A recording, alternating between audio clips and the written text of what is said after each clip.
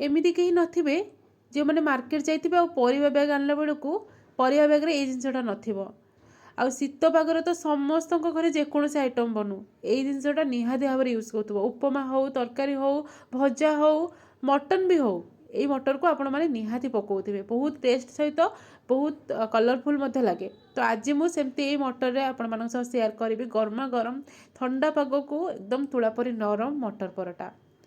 तो नमस्कार मु प्रियदर्शनी आपको अनेक अनेक स्वागत करुँची मो यूट्यूब चैनल को। तो आज रेसिपी को आपने फुल वाच करूँ जब भल लगे भिडियो को लाइक करने आ हाँ आज रेसिपी में गोटे ट्रिक आप सेयार करी जो द्वारा आपने जेकोसी परोटा बनातु स्टफिंग यूज करके बिल्कुल भी परोटा फाटबनी। तो एमती ही पूरा कभर हो चलतु आज रेसिपी को स्टार्ट करनबा। तो आमर ये मटर परोठा पाई मुझे नहीं जाइए किसी मटर या भलसे परिष्कार करके धोई नहीं आसी। एबे आमे कौन करबा ना ग्राइंडर जार रे आमे मटर को देदबा।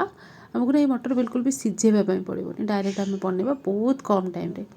लंका देदबा आ 1 इंच अदा को मु 2 फाड़ कर काटी नहीं। आ देखंतु मटर जो आप ग्राइंडिंग करेंगे ना एमती दरदरा कर ग्राइंडिंग करेंगे ताहले आपण मैंने मटर पूरी बनातु मटर परोटा बनातु तार टेस्ट आपण मैंने पाइबे बिल्कुल भी पेस्ट करेंगे। एबे आमे कौन करबा ना कड़े गरम करके से 2 चामच रिफाइन तेल दबा। आ जानते यही रेसिपी ना बिल्कुल अधिक तेल आपण मानक दवाई पड़ोनी खास करके परोटा सेकिला बेले। तेल गरम आसला जीरा देकी फुटे सारापर किसी पियाज को मु पूरा चूना चूना कर काटिकी दे दूची। आ जदि आप बिना पियाज रसुण अच्छा खाऊना ताहले आपण मैंने या स्किप करें। तो पियाज को हल्का टिके नरम हवा जाए भाजी नवा। तो पियाज नाली पड़ा सहित नरम हो गला। एबे आमे ग्राइंडिंग कर रखिथिबा ये दरदरा मटर को आमे देदबा देकी भल भाव टिके मिसई नवा। प्रथमे मिसई सारा परे स्वाद अनुसार लुण देदबा एवं हलदी पाउडर देदबा देकी पुणी थरे आपको भल भाव मिसई नवा। जेहेतु आम मटर टिके पानी बाहर और लुण भी आम ऐड करछे तो आपको गोलेकिना किसी समय आम टिके कवर कर नवा। माने एटा तो आमर पूरा ग्राइंडिंग होईची माने सिझिबा बेस टाइम लगे हल्का जो गोटे गोटे गोटालिया मटर सब रही ना से टिके सिझापी आम अल्प टाइम 2 ରୁ 3 मिनट कवर करनवा। ये देखो केते बढ़िया भाव में मटर भाजी भी हो गलानी। एबे आम कौन करवा ना जो टिके पानी अंश रोचे ना तो से 2 चामच बेसन देदबा। जदि आपण मैंने ये स्टाइल मूलार भी परोटा बनाऊँगी ताले सेम प्रोसेस आप अल्प टिके बेसन देके भाजी ने देखिए आपण मानकर स्टफिंग ना पूरा सुखा सुखा टाइप हो टेस्ट भी बहुत बढ़िया रमती कही ना आपण मान परोटा को बेलिला बेले बिल्कुल भी देखिए फाटबनी। एबे आमे टिके टेस्ट बढ़ावाई कि अध छोट चामच करी पाउडर देदबा पुणी थे या भल भाव में मिसई नवा। जदि आपण मान पाखे धनिया पत्र अच्छी आपण मैंने देपारे ना चलो। एबे आपको भल भाव में जिते सुंदर करके मिसई पारे मिसईवा सहित ना एमती देखो बढ़िया से कषी हो जाऊँगी। आउ ये जो मटर रे बिल्कुल भी पानी रही। एबे मटर आमर भल भाव में कषी गला। एबे आमे गोटे प्लेट को ये मटर को काढ़ी नबा एवं ताको टिके खेलैकी ठंडा हवापाई छाड़ी नबा। ठंडा हो सारे ही आम स्टफिंग भाव में यूज करवा। गरम गरम कले ना ये फाटीज।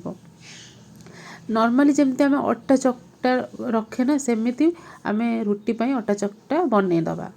मुझे भिडियो आपको देखने जमती लुण पानी देके अटा को चकटा हुए तो सेमती से प्रोसेस रे मुझे चकटी नहीं। तो ये देखो ना आम रुटी बनैबा ना पूरी बनैबा परोटा बनैबा तो मीडियम साइज रे आम गोला बन के रखी नवा। सेम प्रोसेस रे आम जो स्टफिंग बनई से ठंडा हो सारापर आम ताकू एमती छोट छोट डो बन के रखी नवा। इजी हम बा जल्दी सरीज हाथ में गुड़ा नहीं जावा। आपण मैंने जमी पिठा बनाती काकेरा पिठार पुर दियंती ना से प्रोसेस रे आम बनैबा।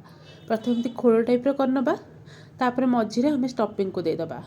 या बदल आप आलूर परोटा बनाते जमी कही बिल्कुल भी फाटबनी। तो से ट्रिकटा हूँ आप जो खोल बनई थे ना ता भीतर टिके अटा छेचिदेवे ता भितर आपण मैंने आलू स्टफिंगटा देवे। देखिए बिल्कुल भी आपण मानकर परोटाटा फाटबनी बा स्टफिंगटा बाहर को आसबनी। बहुत सुंदर भाव में आपने परोटाटा बनई पारे। तो ये देखो मुझे कभर कर पूरा स्टफिंग को आम ए बेली नवा।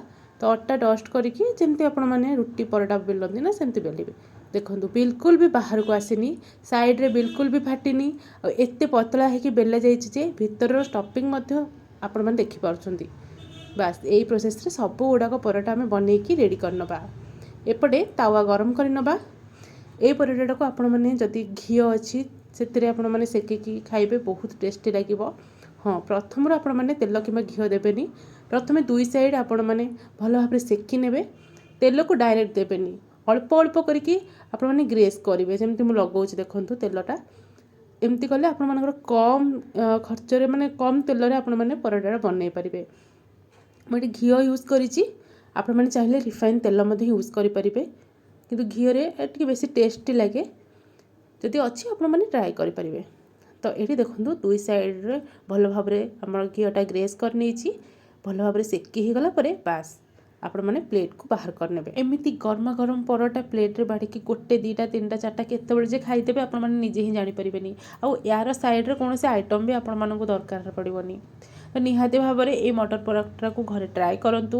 ଆଉ କେମିତି କ'ଣ ଲାଗିଲା କମେଣ୍ଟରେ ଜଣାଇବେ। ଭଲ ଲାଗିଲେ ଆଜିର ଭିଡ଼ିଓଟିକୁ ଲାଇକ୍ କରିନେବେ। ଆଉ ମୋ ଚ୍ୟାନେଲରେ ଯଦି ଆପଣମାନେ ନୂଆ ଅଛନ୍ତି ଚ୍ୟାନେଲଟିକୁ ସବସ୍କ୍ରାଇବ୍ କରିବା ସହିତ ପାଖରେ ଥିବା ବେଲ୍ ଆଇକନ୍କୁ କ୍ଲିକ୍ କରିବେ, ଯାହାଫଳରେ କି ମୋର ଯେକୌଣସି ଭିଡ଼ିଓ ଆସିବ ତ ଆପଣମାନଙ୍କ ପାଖରେ ପ୍ରଥମେ ନୋଟିଫିକେସନ୍ ଆସିଯିବ।